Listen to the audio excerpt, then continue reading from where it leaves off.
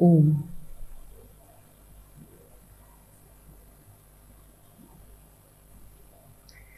এই শব্দ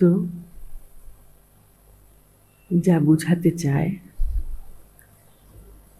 সে তো বোঝার বাইরে, ভাবনার বাইরে। রাতে শোয়া হলো সকালে, ভোরের সকালে, মানে সকালটা ভোরে। পাতার উপর জলের বিন্দু।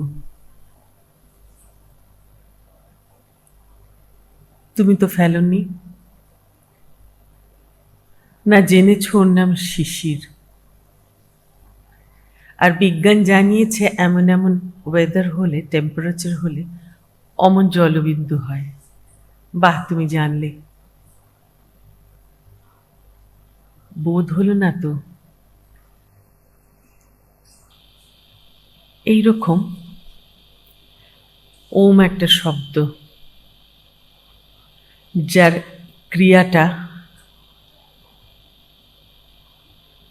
এখনো বিজ্ঞানে সম্পূর্ণ হয়নি। হয় না, ও তো পড়া বিজ্ঞান, তা কি আর লিখে সম্পূর্ণ হবে?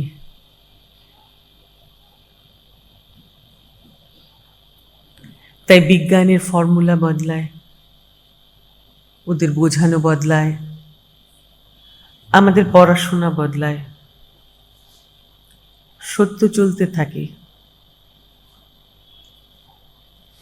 ওম শব্দ এমন এক সত্য জায়গার শব্দ, শব্দে বোঝার জন্য শব্দ, না হলে শব্দ নেই। তো অমন একটি না থাকা, না শব্দ জাগার শব্দ হয়ে যখন পড়ে তোমার সামনে, ওই শিশির বিন্দু যাকে তুমি দেখতে পাও, অমন একটি অবস্থার নাম গুরু। মাঝের প্রসেসটা আনজান, কোন জায়গার কথা বলছে তা আনজান। তোমার মন বুঝতে চায়, যেইখানে যেই মেজারমেন্টে তুমি বুঝতে চাইবে, সেই মেজারমেন্টের তো প্রবাবিলিটি নেই বোঝার। তাহলে কি হবে? তাহলে ওম শব্দটা পেরে নামালো কে? কেউ তো নামালো, অমন শিশির বিন্দুর মতো।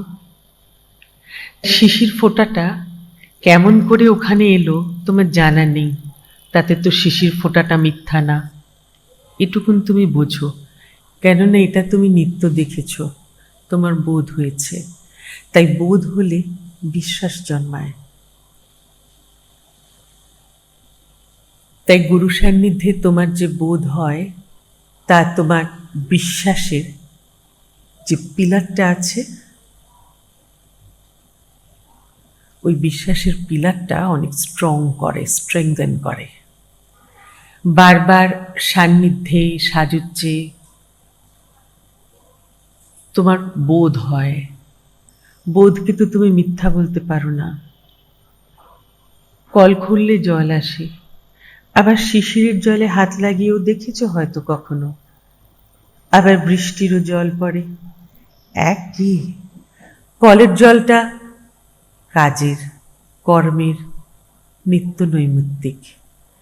আর ওই বৃষ্টিটা যখন নামে, ওই প্রথম বৃষ্টি, প্রথম ভেজা সকালের শিশির বিন্দু, শুভ, পবিত্র। এই পবিত্রতা, এই শুদ্ধতা যা শব্দে বয়ান হয় না, এমন এক নিঃশব্দ জায়গার শব্দ ধরে আনার নাম ওম।